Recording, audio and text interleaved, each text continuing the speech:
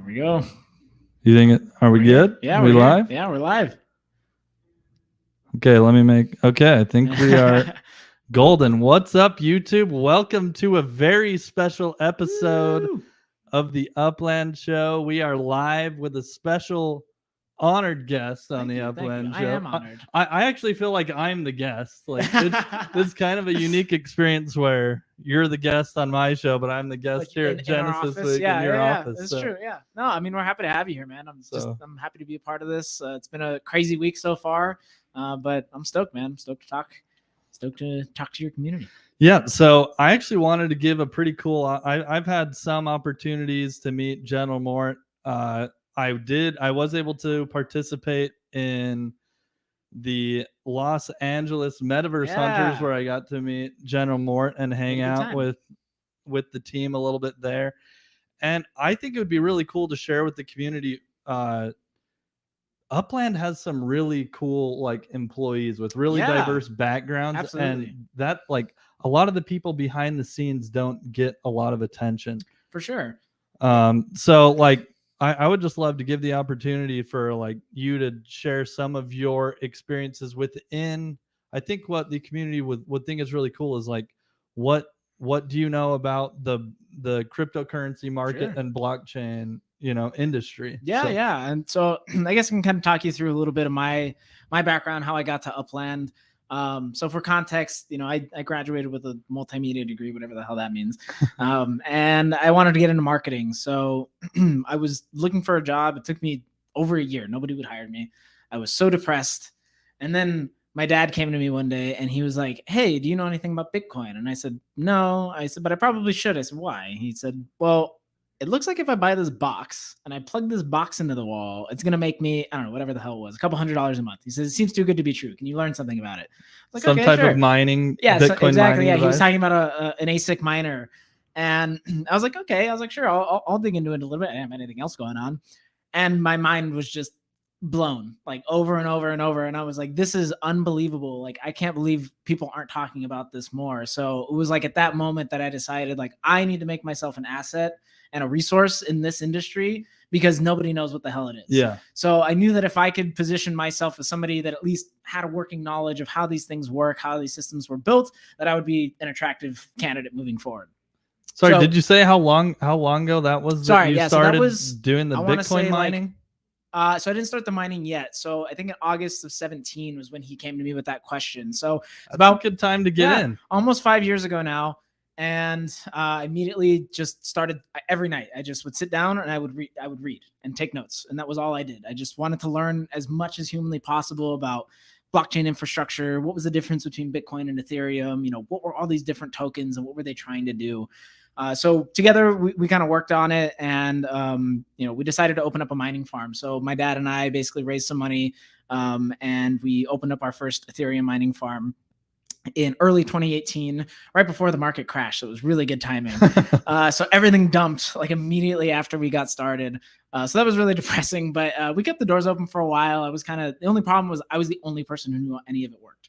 So even though my dad was involved in the process, if stuff went wrong, if miners broke, I was the only one who knew how to actually fix any of it. So meanwhile, all this time, I'm still looking for a job.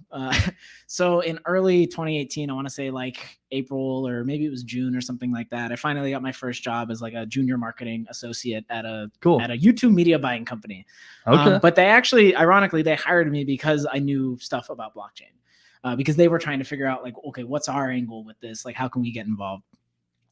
I was there for a little while. I hated it because I had a horrible boss, and I quit that job. And then I spent about some more time just freelancing, kind of learning about. I was doing actually game design on the side with a professor of mine from college, and all the while still just learning, kind of absorbing stuff in this space. And then that job actually led me to my next job, which was basically the head of marketing or kind of the marketing manager for a blockchain-based esports company. So I kind of joined that team when it was super, super nascent. I mean, there was no product. They didn't have anything. They had an idea and they were like, what do we do with this? An idea and a token. Yeah, probably, literally. Right? Exactly. Most crypto projects. They're like, we have this thing. We don't know what to do with it. We're thinking something with gaming and communities. And I was like, okay, we got this. So basically what we turned it into was kind of a esports tournament platform that was powered by their token. So you could basically compete in those tournaments. You pay your entry fees with the token, and then you could redeem them in the store for things like, merchandise, PC accessories, stuff like that. So we went from like 0 to 100,000 users, I think, in 9 months. So we grew pretty fast. Yeah. And like, I didn't know what the hell I was doing. I was just like throwing shit and seeing what sticks at the wall. And then after about a year of that job, there was some internal strife. So I decided to take my leave from that position. And then I spent another nice time of being unemployed. Actually, that was mid-COVID. I quit my job mid-COVID, which hindsight, not smart. You shouldn't do that. If there's another pandemic, guys, don't quit your job. But so then I just spent time kind of floating around, doing whatever. And then, really started applying again and like putting myself out there at the beginning of last year. And now suddenly I was a hot commodity because blockchain was blowing up. So like I actually had companies being like, hey, we really want you because nobody knows what any of this is and you happen to know what it is. So a recruiter actually reached out to me about Upland because I had heard about Upland in the past and like I wasn't really interested. I was like, it looks okay. I was like, it's not really my thing. And then, they were on EOS and EOS had a really bad name. And but I was like, I'll entertain it. I'll talk to them. And then I talked to one of the co-founders, Manny Honigstein. I don't know. Yeah, one of the three. Yeah, one of the three. We don't talk about it as much anymore. But he's still there in the background. And we had just an absolute fantastic talk. So we did a couple stuff, and then I met with Adon finally, and Adon was able to kind of like ease a lot of the concerns I had. And I was very like frank in my questions, Yeah, and you and Adon probably speak the same kind of language. Yeah, like that's probably the one that was one of the things really well, where like I needed to know that there was somebody there that knew how this stuff worked. Because even in my last job, they were doing all this blockchain stuff, but they didn't know what the industry was doing. They didn't know what people wanted, and that was really challenging because when you're trying to communicate a vision from somebody that doesn't really know, what they're trying to do, it's very difficult. So, just in that interview alone, I knew that in talking to Adon that this was going to be a good landing spot for me. So I joined the company. 2 months later was the first Genesis week, or was my first Genesis week. It was absolutely so last chaos. year. Oh yeah, last Genesis week. Exactly. You joined right before. Yeah, right before. So I was about 2 months on the job when Genesis week came around, and I remember like the month before, it was like Don was like, "Hey, we got this thing. It's called Genesis week. Like we should probably do it again." I was like, "Okay, like sure, we'll do Genesis week." And then I was like, "We need to turn this into more of a because I think the year before they had kind of slapped it together." And last year I was like, I really want this to be a week of like filled with events. I want there to be shows. I want us to do like a media tour, have you guys on podcasts, stuff like that. We couldn't execute on the whole thing. I mean, there's only like, I think I was the 6th or 7th US hire. I mean, at the time we had maybe 35 members on the whole team, most of them on the dev team in Ukraine. And so it was like all hands on deck from everybody, like even. And this is before the like Animoca Brands investment, right? So this is like still in a very early startup phase. Exactly. Of Upland. Yeah, we were lucky. We were really capitalizing on kind of the NFT craze at the time, but trying to get like my hands dirty really fast was a massive challenge. It was like there was so much to learn. I didn't know what the hell Block Explorer was or what settings were or any of that stuff. So trying to do all that and then also design all the events and like execute on all of it, it was insane. That was one of the busiest weeks of my life until this week. Now this is the busiest week of my life. So you come in and your first project was pretty much like help us plan all of Genesis week, which is our biggest annual event. I wrote a scavenger hunt, and then they were like, "Hey, there's this thing Genesis week." And I was like, "Okay." So together, luckily, I'm so fortunate, and I can't stress this enough. The team that I joined was so fantastic. Like everybody's so willing to get their hands dirty and work so hard. I mean, I've never seen anything like this. And this is the first time I actually like the people I work with, which is really nice. Cool. So Kelly, who's our head of operations, she joined, her and I joined the same week. So like her and I, we were like, what the hell's going on? And David, X1 the Gamer, who had been here, like, I think since December of the year before, was also like, what the hell's going on? Because I guess like the lines of communication were not that strong before we joined. And he didn't know, like, they were like, he didn't even know of a city release once. Like he didn't know what was happening. Like they didn't tell him. So like there was just this kind of lot of moving parts. Yeah, there was just like this moment where the three of us like got together and we're like, okay, we're gonna figure this out.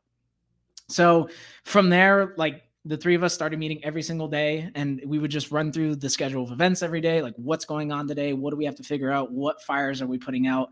And that really, really helped us kind of push in the next, like, get to the next level in terms of how we were communicating and organizing things. And I know people complain about communications, but I challenge you, go back last year, go check it out. It was way worse, I promise. And you know, it's funny, I was even looking back at like our kickoff show from last year, and like we scrapped the whole deck that we were going to use like right before we went live. Like we just decided to just talk through it, and like it was such a funny, it's just such a stark contrast to where we are now. I mean, now we're over 125 people strong. We have tons of people in the US. You know, I've got my own team now that works with me, who I love, and they're amazing. They're so great. And it's just, it has been an absolutely incredible journey. And I can't like express how fun it is and exciting to be here in Genesis Week, and like also get to deliver all these fun things for you guys this week. I hope everybody has enjoyed. It's been amazing. It's been amazing.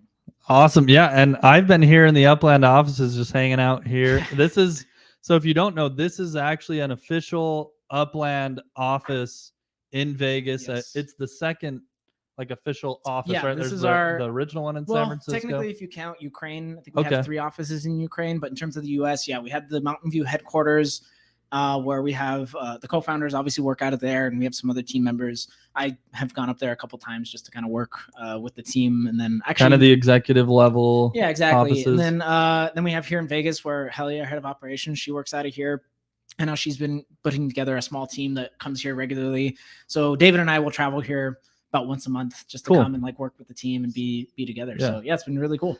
Yeah, and I've been hanging out here. It's definitely a good sign when you see like the camaraderie. Like you can tell that the Upland team has fun, and that, which is a sign of a company that's doing like there's lots of research out there that supports like, you know, having a good work environment. It will improve the quality of the actual product you're putting out. It's absolutely true. I mean, I've never been in an environment where like I see so many people so dedicated to what they do. People that are willing to put in the extra hours, the night times, the weekends, like whatever is necessary to make this thing happen. Everybody's so passionate here. It really is awesome to see. So like, and that's something we really look for now when we're hiring new people, is like, are these people going to fit in the culture? That's massive for us. Cause like, obviously it's nice if you have the skills, if you can talk the talk, but if we can't communicate with you in a way that's fun and friendly and like, you know, something in a way that empowers and like, you know, energizes everybody, it's never going to work. So people that we bring in now, like, you know, we do kind of expect them to just be a part of the crowd, like be a part of the team, like, you know, put in the effort, right? Everybody's trying so hard. It really is amazing. Awesome. I did want to ask, so when we were filming Metaverse Hunters, again, I got to hang out with the team a little bit there in Los Angeles. We did go to dinner one night, and I got to hear you kind of just talking about how passionate you are about blockchain technology, like Web3 in general. What about Upland and how it's utilizing blockchain is like keeping you so motivated to like work here and like some of the innovations? I mean, we're doing a lot of things differently, right? And I think that's like, it's one of these things where we're kind of like this dark horse. People don't talk about us that much, which kind of, I think, gives everybody a little bit of a chip on their shoulder. We're like, well, you guys don't realize like how much we're building in the background, right? So there's definitely that aspect. I like that we're kind of like the, you know, we're the dark horse where nobody's expecting us, but we're building, we're growing. We've been, you know, very consistent in that regard. But I also think the approach is very different, right? You have other projects that go for full decentralization off the bat, or they're just like manifested out of like a community that wants to build something, right? Yeah. Which is amazing in its own right. And I'm not trying to say that one is, you know, distinctly better than the other, but I think we can really appreciate from the Upland side is like, you know, yes, we're on a blockchain that isn't super popular, but what we've managed to do, especially with regards to not having a tradable token, is to keep the economy going, keep things like focused and moving, and not be subject to these wild market swings where, you know, people lose millions of dollars overnight because they just for nothing, right? So I think in that respect, we've really protected our players a lot, and we've kept people engaged and coming back because they're not, you know, they're not worried about that, which is nice. Exactly. Obviously, we've gotten tons of questions in the past. Oh, when is UpX going to be tradable? When it's not, and that's a good thing. And now we're getting people thanking us. Now that we're in the bear market, people are like, "Hey, this was an awesome decision. Like, thank you for not doing that." And that's something I'm understanding really clear as a player. That's taken some time to understand, because that's something I would like really think about. Why isn't it just tied to a token, you know, that's tradable? But what's hit me, especially with this market crash and seeing how much that did affect some of the more hyped metaverses, Yep. I'll say, like Decentraland and Sandbox, Yep. is it's not as play to earn, in my opinion, when really like any land that you own is just going to fluctuate based Yeah. on how successful the crypto token performs. Yep. And something I've understood more clearly about the UPX token is that it's a utility token. It's Exactly. not the value in UPX is not holding UPX. You're not going to make money just coming into Upland and Just holding buying. Yeah. UPX. The value in Upland is in the NFTs. Exactly. UPX is just the token that allows you to purchase and trade those NFTs Exactly. with a like kind of a flat rate. It's a means to get new NFTs. Like Yeah. that's the core utility. Obviously, there's other utility, and it's going to keep growing, right? As we add more meta ventures and things like, we're kind of building the service-based economy in a sense where, like, as a meta venture operator, I'm probably going to need people that have experience in marketing or design to help me kind of manage my business and build it. And people are going to be probably paid in UPX in a lot of senses. So I think that there's a lot of differences between how we're approaching these things. And I think that there's also a lot of benefit to not having a completely decentralized system out the gate. And if you go back and notice, like, even though other companies, or rather other tokens, have released their token, early, they still have a team who's building the product. Yeah. Right. It's not like anybody can come in and change the code. Like, there's still a team there that's managing the whole process. So we've really done that same thing. We're just not selling, an external token that has a fluctuating value, right? No securities. So, or no governance tokens at the time. So I think that has allowed us to really, figure things out in a much healthier way, rather than having too many cooks in the kitchen. You've got 20, 50, 100,000 people who are all trying to build the same thing at one time. Yeah. It can be a disaster. It can be super hard to communicate. So I think the way that we've approached this, where we kind of want to start small and then slowly introduce more governance layers and more decentralization, I think is a very smart move, because we can curate the economy a little bit better and start to figure out how, build the things for people to build new things, in a sense. Exactly. Yeah. So Upland is really like the platform that people can build on and come. Right. Yeah. And I think what you'll see, especially tomorrow in our roadmap update in AMA, and by the way, guys, we did just drop the roadmap updates. If you haven't read it, go check it out. A lot of really good stuff in there. It took me days to write it, so please go check it out. But it's really is amazing to see all these things, like these building blocks, start to fall into place, right? I think, like, obviously everybody's impatient and wants the next thing right away, but the reality is that, like, what we're doing is we're not focused on, like, quick wins. We don't want to, like, deploy a feature or an event or something like that and, get a lot of money from it, or, make a lot of, drive a lot of engagement and then see you later, right? What we want to do is build foundational pieces that are going to allow new experiences, new things to be built on top of that. So obviously, yeah, it's a little less exciting when, manufacturing infrastructure goes live. It's not like I'm going to get to play with something, but what you're seeing is the building blocks. You're seeing stuff that's going to allow for so much more dynamic content in the future inside of Upland, which I think is incredible. And that's honestly, I think you just nailed one of the reasons why I am probably the most bullish on Upland of pretty much any other crypto project right now, is there's really no hype. Like, the things you guys could be doing, like, to just hype it up, like cars is obviously very exciting. Like, there's exciting developments, but it's not like I don't feel like I'm being sold like this smoke and mirrors type thing. Like, I can see that the Upland team is very dedicated to this long-term vision. So I know that it's not just gonna, like, die tomorrow. Like, no matter what happens to the crypto market, like, the Upland team is still here. Yeah, we're gonna keep moving. Like, it's something that I think everybody, and I get texts now these days too. It's like, what do I do? Do I sell my Ethereum? I'm like, I don't know what's happening. I'm like, just relax. It's all gonna be okay. But, like, we have that same attitude here. Obviously, the market, every single market on the face of the planet is in a downturn. That's just reality right now. And we're not freaking out about it. I mean, we're like, this is within our plans, right? We know that there are going to be swings and things, and it's always going to be volatile to some extent. But the goal is just to keep building, keep producing, keep deploying new features, keep laying the foundation for what is going to be, one of the most dynamic internet platforms on the face of the earth at some point, right? So a full-on Web3 experience. Exactly, a full-on Web3 experience. And, with the NFT portal coming, like, we are not, that's the other thing is, and I think it's interesting. I think some people have this perception that like we really want like a closed ecosystem. We want to control everything. It's not the case. Like the NFT portal is basically us saying like, do whatever you want. Like you can take your assets out of Upland, you can bring them in. Like, we just want to facilitate anything that people want to do. We want to make sure that there's a place for it, right? So if you want to build a marketplace inside of Upland, you can. And that's something I actually am really curious to see how it plays out, right? You have all these really dedicated communities around what are a lot of just art NFT projects right now. Exactly. They don't have a lot of utility, right? And that's also something we're really focused on is like, what is the utility? How is this going to be useful in the future?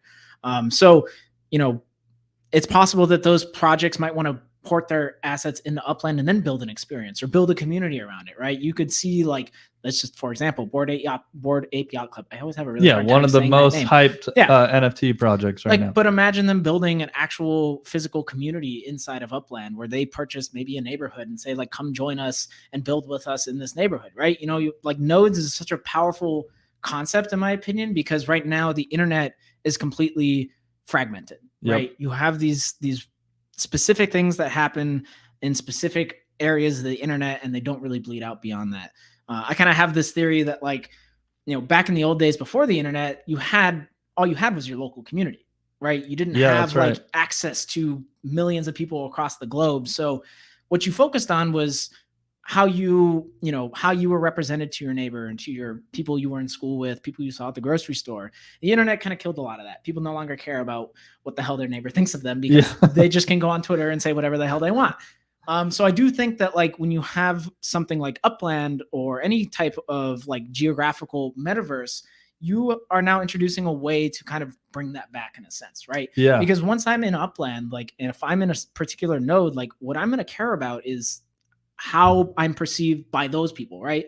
Not necessarily the whole of Upland, not necessarily other communities, but what my community thinks of me. So I think that there's a really natural application to like these locale-based communities where you can come in, find a place and basically settle down and say, this is our world. Yeah. And going along with that, I heard some research today from one of the team members while I've been here. I hope it's okay to share this. I heard it, so I think it's okay to share. I believe there was some research done from Uplanders that said 65% of Uplanders, around that 60 to 65%, do not even own any other NFTs. So it's really like Upland is introducing, and I think because ease of access, you don't have to know how to eat. You don't even know how to have to buy cryptocurrency. You can come in with a credit card. And those of us who have invested in cryptocurrency, unless you do Coinbase or something, like most projects are really hard to buy in, especially at the beginning of the project. And Upland is still in the early phase, and yet it's probably one of the easiest crypto tokens to buy and to start buying NFTs. Like, we wanted to, I mean, I say we, obviously this has been Dirk and Adon's vision, but to make it as accessible as possible, right? Like Web3 doesn't have to be this scary, crazy, hard to understand thing. In fact, at some point you probably won't even know you're using Web3 products, right? You're just gonna go and use them because they're better. Like, one example, and this is a little bit outside the context of Upland, but like the login with wallet feature is something I find really fascinating. I fucking hate having to keep track of 12 emails and 27 different passwords. It's such a pain in the ass. And plus, you also have the added benefit that like login, all my assets are there. Anything that I ever uploaded or stored in this wallet is there. But obviously from Upland's perspective, like we want to make it accessible so that anybody can join and get started. Obviously, it's still hard to like learn the platform and learn the game, and that's something we're working on. But the fact that, like you said, 65% of players don't own NFTs outside of Upland is like a huge win for us, because that means that it's working, right? We're getting people involved who otherwise would never have touched Web3, and I think that's a really, really powerful idea. Yeah, so it's the inverse. It's not that I think there's more people being introduced to cryptocurrency through Upland than the opposite way in. I think that there is a lot of the bigger players who have a lot of cryptocurrency, so it may feel that like the majority of the community is that way, but I actually think it's, I mean, let us know in chat if how many of you were introduced to NFTs, or the first NFT you owned was a Upland NFT. I think that's interesting. But tell us. So we've got to know kind of your background. Tell us what you've enjoyed about this year with a much bigger Oh, team, man. much more organized. How has it been planning Genesis Week Yeah. your second time around? So for context, like I said, I think last year it was like maybe I had a month, maybe a couple weeks. This year, like by January, we were like, hey, we got to start thinking about Genesis Week. And then I'd say probably by February or March, we were really starting to lay the groundwork for what we wanted to accomplish this year. In person was like a huge thing that we really wanted to get done. We didn't know how we were going to do it. We didn't know how it was going to work out, if it was going to be good. So, months later, here we are, and we're so excited about the product that we've put together in terms of actually executing on this Genesis Week. I think it's more than I actually could have imagined 3 months ago. It's really spectacular. And, having now just the resources to actually do it is so awesome. Like I said, now I have my own small team that has really, really helped me kind of be able to focus on a little bit more high level things like Treasure Rush and things like the new tours, where I actually got to, be a little bit more involved on the product, which was really awesome from my perspective. So that transition has been amazing this year. And also beyond my team, just the large amount of people we have working on so many different things. You guys will see a little bit of this tomorrow with the AMA. We're actually going to have special guests, all from members of the Upland team, from the product team, telling you guys about the things that they're actually working on. So get to actually put some faces to the names of the stuff that you guys are enjoying. But that has been such an awesome thing to witness, right? Even as early as November last year, it felt like we were still kind of, we're still a ragtag team, but, things were starting to change shape, especially after we announced the Series A. That's when things started to get a little bit more real. We brought on some really high level team members, some really awesome people that are helping kind of, really grow these arms of the business, to turn it into something that's well produced, something that's polished. You can see it in pretty much every phase of the product. You can see it in the art. You can see it in the communications. You can see it in the actual features. I mean, it's really been absolutely a pleasure, just from the beginning of this year, to kind of get to this point and be able to do Genesis Week like this. Love it. So you said near the beginning of the stream, the roadmap has been published, right, on the site? Yes. Do you have a personal favorite? Oh, I do actually. Part of the roadmap. Yeah, obviously there's tons of stuff in there that I think is really awesome. But for me, it's got to be third party development. Something I've always been really passionate about is like community driven stuff, right? I was a huge World of Warcraft player and a huge Warcraft 3 player really in my youth. Yeah. And I didn't even play real Warcraft 3. I just played custom games because they were amazing, right? You had Cheap Tag, you had Dota. That's where Dota was born, which is now one of the biggest esport games. The birth of the biggest genre of gaming in the world. Yep. It came from a mod inside of a different game, which I think is absolutely incredible, right? I mean, you had tower defenses, you had all these different things, and it was just players taking the assets that were already there and turning them into something new. So from that early, I've loved that idea. And then, later on down the line, you get into things like Skyrim comes out, and now there's all these Skyrim mods, right? But there's no value coming back to those players in a lot of the sense. Sure, you've got Patreon and stuff and ways for them to kind of raise money on the side, but it's not baked into the ecosystem, right? So for me, finally being able to deliver tools where players can do that with Upland assets is fucking incredible. It's so cool. It's seriously amazing. I have so many ideas that I would want to build, right? Because I can just see the possibilities, from that experience through those games. And I'm a big gamer, so I love MMORPGs. So I've always loved the community driven initiatives, the community built stuff. So for me, that's the most exciting part. Obviously, we're still in the early stages right now. Yeah. You guys will get to see a little bit of it tomorrow in the hackathon pitches to see kind of what our players were able to do with just the baseline. Like really, and what we gave them was not a lot. So it's pretty cool to see what they were able to accomplish with that. But as it grows, like as outdoor decor becomes a thing and structural ornaments become a thing, like there's going to be so much room for innovation and creating something new out of that. And you can have location-based experiences on the internet, which is completely unique to Upland. Seriously. If you haven't, I hope that everyone really grasps what was just shared. Like seriously, the third-party developer tools is going to change Upland as we know it.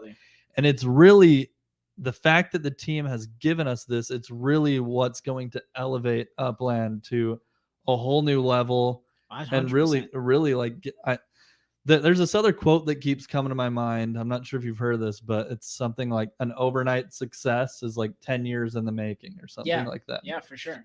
So everyone thinks it's an overnight success. Yeah. Upland is really still laying. It's the 10 years in the making are Yeah. still happening. Absolutely. And one day, to me, it seems inevitable that it's going to be mainstream. Like, Absolutely. I mean, when you can create an open ecosystem and make it easier for players to do things that are going to create value for them and for the community. yeah, I mean, why not? That's kind of like my question is like, why wouldn't you want to do that? I see this a lot in like the conversation around gaming and NFTs. Like gamers hate NFTs right now. And I'm like, why? Like you don't like you need to understand that this is better for you. Like boggles my mind. it doesn't just because they're NFTs doesn't mean you have to pay $1,000 to get an in-game item. What it means is that item has value beyond your initial purchase, which is tremendous. And I know people will go, "Oh, well, that's already on Steam." Is it really though? Like you can't take those dollars out of Steam. It's not really like it's not open. It's not true, right? It's not true ownership. And that's what I'm excited to deliver is like let people actually have ownership of these assets, do things that are completely unique and different, and mix and match them in ways that we can't even think of. Yeah, well, one of the things that comes to mind on that topic is like Fortnite took the world by storm during 100%. I guess that was before COVID, but the dances and the skins were like the thing that people would freak out. When's it coming back to the store? Because I want that. Exactly. But imagine if you were one of the ones who got one of 4,000 of this unique skin. Yeah. Like for example, I know like in Fortnite, the like Halloween, it was like the Halloween skeleton skin was like really big because one of the best players would use that skin. So like everyone wanted to get that. But imagine if those who had it, like NFTs really are great for gaming because some people maybe didn't play anymore. But then because they played early on, they now can resell that. They have a valuable asset that they could sell and, go use that money to buy another game or get into something else. Yeah, like skins are a really great parallel. Like I mean, the biggest games on the planet right now are free to play. And they're cosmetics. And it's all cosmetic driven. And I know people hate microtransactions and stuff, but I mean, for me, is so long as you're not giving like a clear advantage to the player, I think it's fine. Like I'm a huge League of Legends player, so I've bought tons of skins. I know that they don't help you at all in the game. I know that's not going to make me better. I don't care. Like I just want to look cool, right? Maybe it gives you confidence. Exactly. Though, sometimes effects, sometimes you like it. You load in. Like look at all these noobs, man. I look better than everybody else. But I think that like the market is already there. That's kind of the thing. It's like it's not like you are introducing something new or creating something that doesn't exist already. You are just tweaking it in a way that makes it more valuable to the consumer. And I think that's really fascinating. Like I've thought about this a lot with regards to League because they actually, as great as Riot has done growing that product and that community, I'm like, what if they just said, here's a map builder, go do stuff? I think it would be it already is pretty much the biggest game on the planet, but like the possibilities are endless, right? Like you really could see how people could take those things and build new experiences. It just goes back to that Dota 2 example. It's like stuff is going to come out of this with Upland that we don't even know what the hell it is yet, right? I love this concept of like, there are things you don't know, and then there's things that you don't know. Like there's a whole lot of stuff that we don't know yet, and we're going to learn, and it's going to be awesome. I'm really excited about it. So everyone, you should be excited. Start bringing your ideas. Start thinking of ideas to develop projects on top of this platform. Like it's really crucial, I think, that the community understands that Upland is giving us a platform where you can develop on top of that and create in-game experience, like games within the game. One example I really like is Ready Player One. I'm not sure how familiar you are with that. It's my favorite book of all time. So I've been reading the book lately. I love the movie. Obviously, it's really the dream of a gamer to have games within an overall game. I think I'm kind of have been pretty big into the Xbox ecosystem. One thing they do really well is this like achievement system, so that no matter what game you're playing, you're earning this achievement score, which is your Xbox like your profile, global, your global avatar profile. Yeah. And really, I think you can start looking at Upland that way, where you're going to be able to come in and get involved however you want. Yeah. You were saying like a lot of people don't care about football, like, and we have NFLPA legits. Yeah. That doesn't, if you don't want to get involved with that, some people don't care about cars and 100%. Don't care about racing. Yeah. Upland is going to be a digital world where you can come in and get involved how you want. Some people Some people may always just stay as like doing the real estate Sure. stuff, flipping properties, getting fine. collections. Play it how you want. That is the Exactly. point. To like, in the real world, no one forces you to gain a hobby, but but like you can choose what is exciting to you and get Yeah. involved. Absolutely. And I think like something that also is maybe a misconception with the community is like their expectation for us to make it all fun for them. We're going to produce lots of cool experiences for you guys and do lots of interesting things, but long term, really what we're hoping on and what we're banking on is the community building those things. Like Yeah. you guys know your community better than we do, so we're not going to try and force something on you. We'll of course introduce the framework, the products, the things that you'll use to leverage to make those things special, but it's not going to be all us. And like you said, you don't have to love everything that we do. That's okay. Like there will be so much opportunity to do so many different things. And Ready Player One is a super fun example. Like I said, it's my favorite book. So wait, I want to ask: are you reading the book for the first time now? Yeah, so reading the book for the first time. I did the movie first. All right. How do you feel so far? How far are you? I'm probably sorry, I'm not. I'm doing audiobook. Oh, okay. I think I'm 1/3 of the way through, about roughly. What do you? I mean, the tone of the book and the movie is so different. Like I'm not a huge fan of the movie. I love the book so far. The book is so much more interesting in my opinion. It's got this like dark brooding. It's actually sad. It's actually a sad book in a lot of ways. Yeah. But either way, I mean, so many of the concepts in that book have been like stuff that stuck with me since high school. Like, because I read that book, I think as a senior in high school, and I was like, that's what I want. I was like, this is the world I want. I mean, obviously minus the dystopian horrible stuff. Yeah. But I want, this is like every gamer's dream is to be fully immersed in a world where there's countless stuff to do, things to see, people to talk to and engage with. Like, it's such a special experience. And like I said, I'm playing World of Warcraft for 16, 17 years now. Like, and friends I met in those games are still my friends today. So I love the idea of community building and generating that. And I think that, like I said earlier, the internet has taken away some of that. In World of Warcraft, you had dedicated servers, right? So you would kind of start to learn who those people in your server was. Exactly. And I think that's what nodes are going to be for us. You're going to learn who's in that community, the big names in that community, and those are the people that you're going to matter to. That's really, and sorry, like World of Warcraft example is really unique to me because like there are people. I played World of Warcraft as well. I didn't get heavily involved. I had leveled up like one character to max level, and it was fun. But I would go, if you remember, there were these like gaming cafes. Some of them are still around, but this is before everyone had everybody was gaming PC. Yeah. Like a lot of people needed to go and pay the overnight. I used to go to a place called Netopia. We loved it. Yeah, in high school, I did this thing called like lock-ins, where you go in, you pay it's a lower cost fee, but it's an all-nighter with friends, awesome. and we'd all play World of Warcraft together. Cool.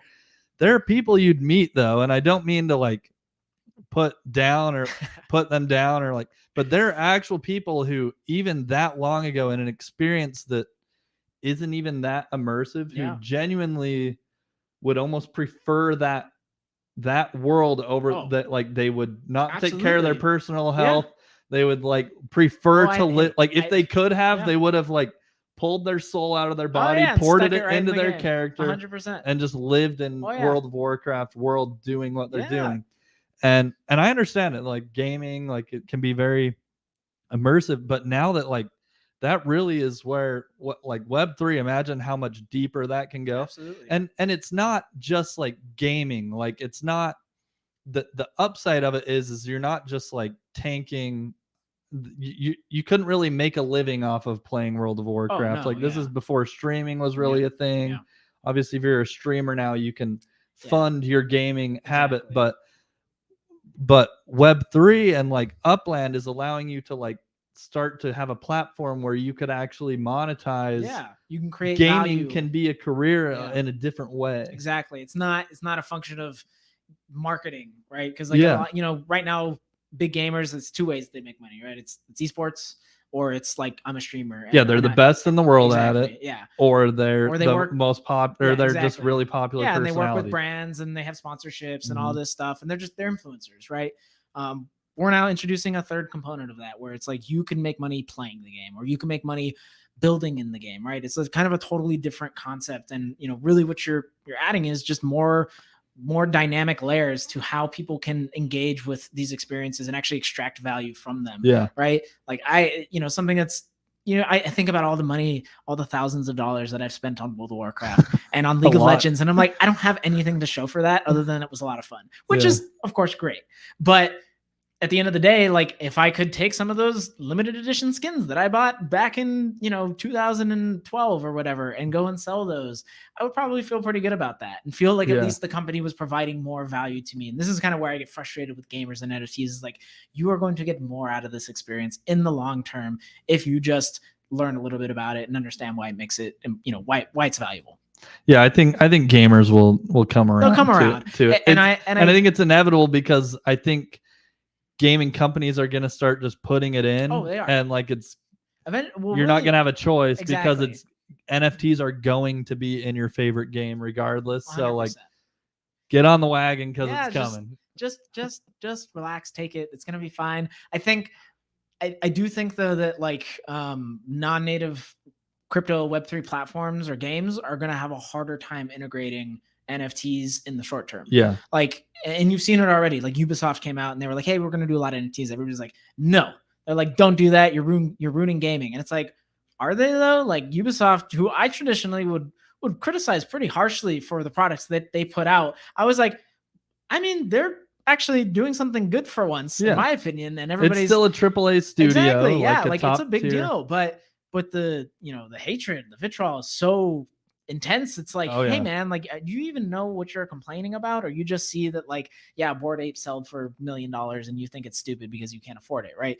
It's like, you just, there's this education aspect. So I think that actually native Web3 platforms are going to have a stronger, it's going to be much easier to adopt players to drive adoption because it's already baked into the ecosystem. So it's not like you're not throwing a wrench into an existing cog that already works. You are building something new, and if people don't want to use it, they won't, right? They're just not going to come. So I think it's a much healthier way. So I think, even with regards to Upland, like we're building this organically, we're building this natively. So it's not like we're going to introduce some type of NFT and everybody's going to get pissed off and up in arms.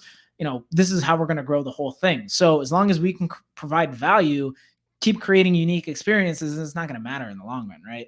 So I do think that like eventually gaming companies will probably make that transition too. But I also think it's going to be in a different way. And I think that there's going to be a lot more resistance early on. Okay. Yeah.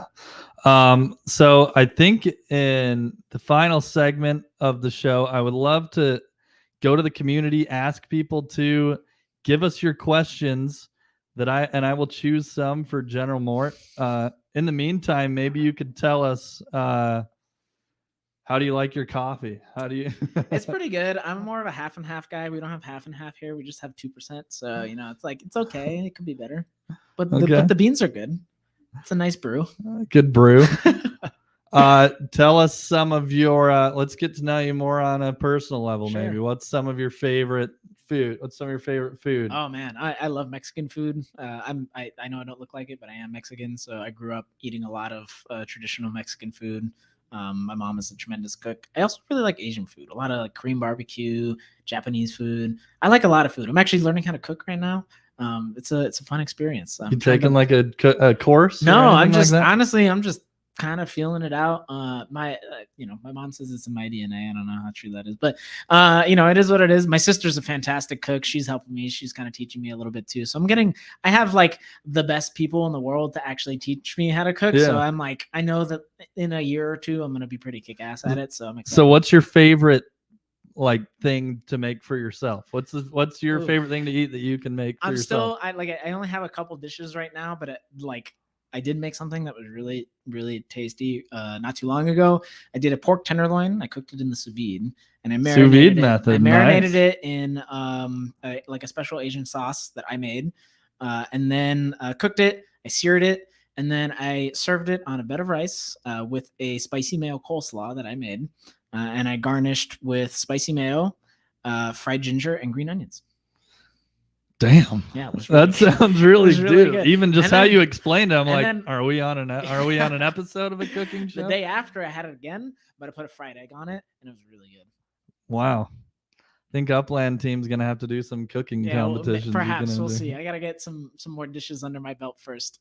So here's an interesting question. from the Metaverse Street Journal. All right. Why do we never see Manny? We would love to hear from the third co-founder too. Manny likes the background stuff. Okay. He doesn't really like to be on the podcasts and kind of in front of the media. So that's kind of just the choice that he made, and it works out. They've got, the three founders have some really fun like chemistry, so they all kind of have their own little thing. You got Dirk with the economics, Don with a lot of like the in-game mechanics and stuff, and then Manny who's kind of working in the background. Okay, that makes sense. Another question. This one's related to treasure hunting. And this person's saying that the game, like, I guess this person personally doesn't enjoy treasure hunting, which is fine.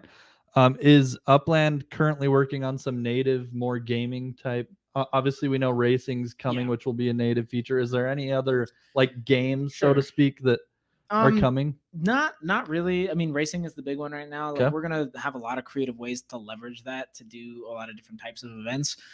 We are, I actually am working on trying to expand some of the existing things. Like, treasure hunting, I understand is difficult, and not everybody does it, but we've made some changes in the last several months that have really encouraged a lot more engagement on the treasure hunting side. And like, Treasure Rush was something I was really excited to experiment with because, both competitive and standard have their drawbacks, right? Competitive, it's like, you have people who get these things so damn fast.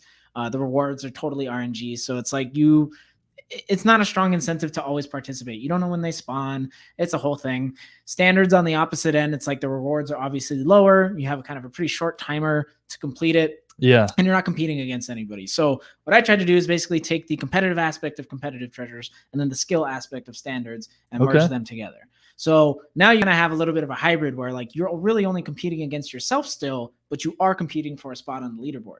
So very cool. So the speed aspect. Exactly. Yeah. So really what we're focusing in on is like, how good are you at treasure hunting, right? The reward value comes more in your ability to place high in the leaderboard versus the stuff you get out of the treasures. Whereas the competitive before was more like you could get lucky because it can spawn anywhere in the city, and you could be like, you could be a block away, and right when you click on it, you got the fast pacing of the you could just get lucky. Sometimes that happens. Sometimes a treasure spawns and a block explorer just floats over it and they get the treasure. So it's like, it's fun, but it could be better, right? So even, and with Treasure Rush, like most of the treasures are low value. Like we did that on purpose, right? It's like 2x the send fees. So we wanted it to be something that like was going to encourage you to continue hunting, but not something where it's like, if you don't get a high level treasure, you're going to go out, right? It's all about the skill of it. It's just how good are you at treasure hunting? So to answer the question, like there's stuff like that I definitely want to work on. I definitely want to look at more of our systems and see like, all right, how can we make this more interesting? How can we make it more fun?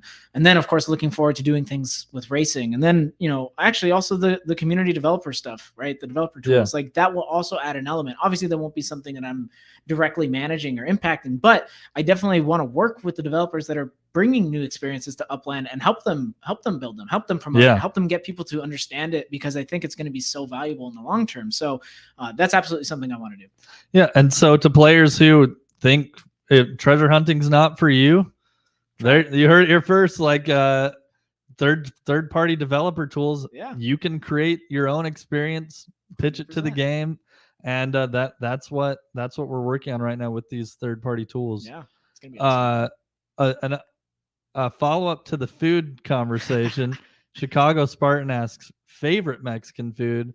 This person's is homemade enchiladas. It's funny because mine is probably homemade enchiladas. Yeah, my mom makes some of the best red enchiladas on the face of the planet. So we also make the best tamales, and I know that every Mexican family says that their family makes the best tamales. We actually make the best tamales. Actually make the best tamales. Okay. Yes. Tamales are... It's hard. It's hard to do well. It's hard to do well, for sure. You want to know what the secret to most good Mexican cooking is? A lot of lard. Really? Yeah, seriously. It's a lot of lard, which ironically actually is better for you than like canola oil and just like seed oils. What filling is your favorite in a tamale, personally? Personally, so we do one that's like a chili cheese tamale. It's so good, man. Chili cheese tamale. That sounds delicious. Like, it's not a very common one you get. Like if you go to a regular spot, you maybe could get a cheese tamale. but it's usually different. It's usually like a clump of cheese inside the masa. We actually mix the cheese and the chili and the corn with the masa, and so the whole tamale is like evenly distributed. It's awesome. Oh, that sounds delicious. Yeah. Very good. Okay. Moonshine Fuel asks, I know this one's probably a hard one, but what do you predict for Vegas on Upland tomorrow? How much will sell out on the first day? Oh God, It's hard. That's kind of hard to predict those, huh? It's always tough. I think that there's a lot of momentum right now, so I think we'll have a pretty nice day. And there's not too many properties available, so that's something that we're trying a little bit differently this time. So I definitely think that the demand is going to be a little bit higher. Excuse me, because there's just a more more concentration of properties in a small area. I don't know, maybe 40, 50K properties, something like that. I think that's possible.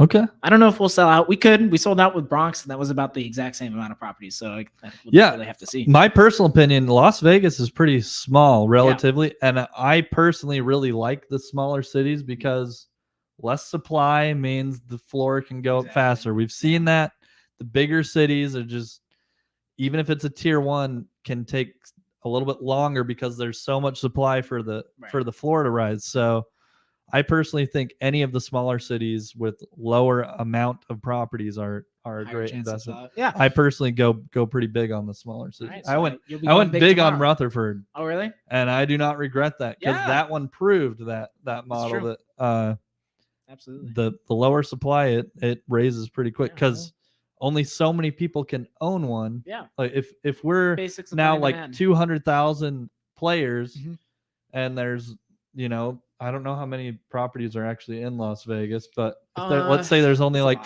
50,000 or something like that, or not everyone can even own the property, let alone the collections. So that's kind of why we see some of these small cities grow in value pretty quick. Yeah, and we're curious to kind of experiment with potentially more of these types of releases where we don't open the whole city right at once, because we do really want to maintain the economic balance, but we do want to expand to new locales, especially if there's things like partnerships and stuff that we want to do. So you guys might see more of these kind of consolidated releases where we're opening up the city over time and not all at once. Yeah, and we heard that cars may open up.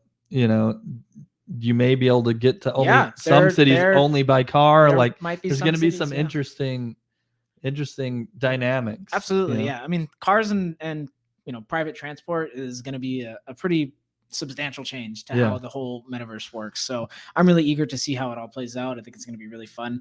Definitely going to be challenging to kind of communicate everything with everybody, but I think it's going to be awesome. Let's see here. We have another food question.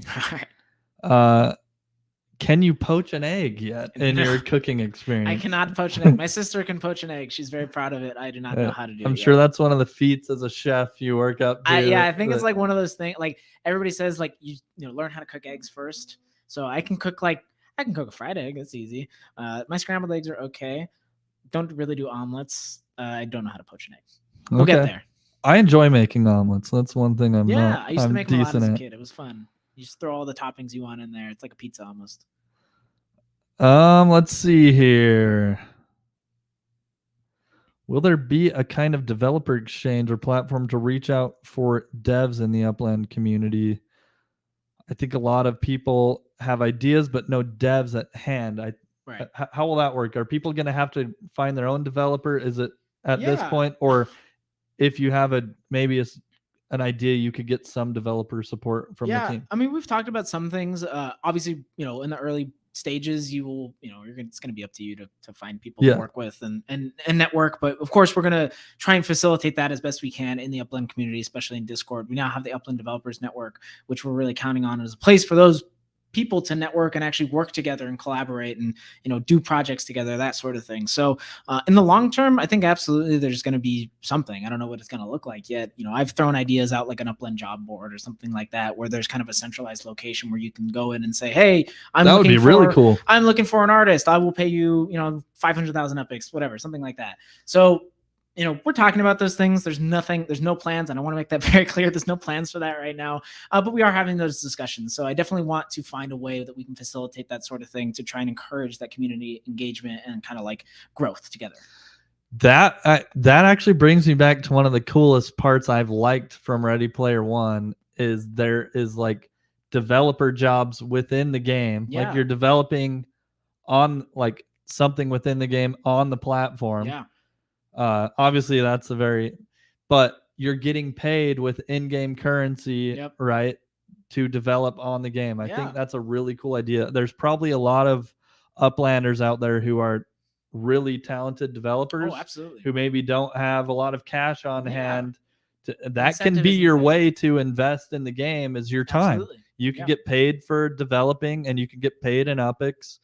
I think to see more and more of that is really good Yeah. and healthy for the And, economy as well. You know, you guys can't really see it, but some of that is already happening. Like, especially even just like the ornament contests and stuff. Yeah, the designers. We've had players reach out to designers and say, hey, you know, build this for me. Like, we'll split the profit. So it's already happening, and especially with Outdoor Decor going to be coming out. You know, some of those businesses, those meta ventures, are not artists themselves. They're working with artists or a team of artists to try and build those things together. So it's already happening. There's just no like feature that facilitates it right now. But I'm definitely exploring ways to kind of make that happen and make it a little bit more integrated. Yeah. So there you go. Use your imagination, use your network. Yeah. If you have an idea, share it, try to get people involved. And, I think I learned in some of my entrepreneurship classes, like an idea in and of itself is actually worth nothing. That was a concept that was taught to me, but it's your hustle. It's your ability to work with people and network. That's really what's going to help the quality ideas come forth. I mean, Steve Jobs, right? Yeah, like he didn't actually make anything. He's just really good at networking, really good at communicating. Like, you know, part of the reason I you know, got into product marketing, which you know, is my title right now, but that's probably going to change pretty soon here. Is because I like communicating value. I like figuring out how to express something that's valuable to, you know, to a community or to players, right? You can do paid media and stuff and a lot of these other things, but for me, it's really about the product. It's like, how does the product, you know, tie back into the players, that sort of thing. So there was something else I wanted to mention, and now I can't remember what it was.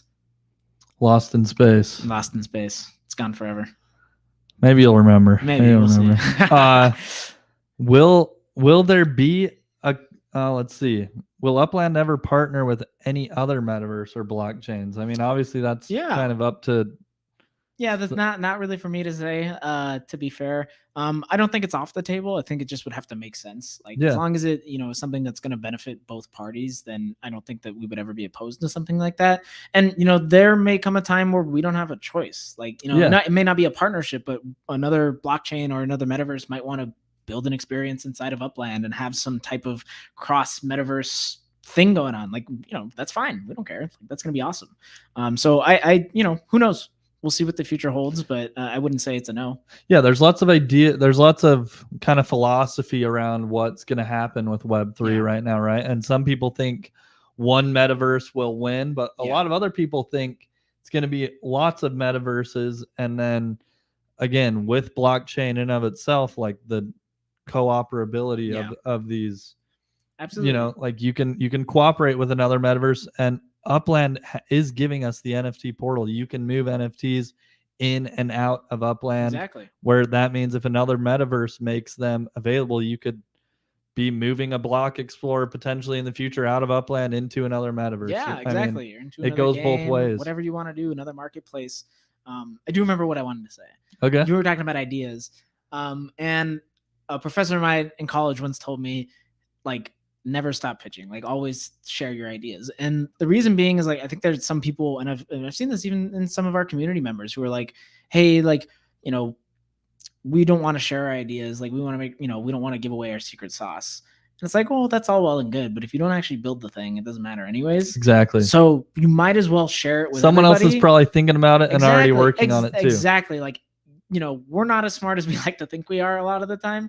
So just share your ideas, be open about it, because the likelihood is that your idea will get better by talking about it, right? You know what I mean? So for me, like, that's kind of my approach to a lot of these things. And I'm so fortunate to be in this position and at a company where I'm allowed to actually share my ideas. That was a big thing for me when I joined this company, because I'm not, I wouldn't say I'm very assertive, but like I'm very opinionated in a lot of ways. You know, I have strong thoughts because I research things, and I don't typically talk about things I don't know about. So I wanted to make sure that I would have a voice, and that voice was going to be heard. And I can tell you for sure that, you know, working with Adon and Dirk and everybody else, you know, they've always been open to criticism, to ideas, and we've done a lot of things together, and I think that's been really awesome. So my advice to the community: share your ideas, guys. Talk to each other. You guys will likely find out a lot more about your own ideas by doing that.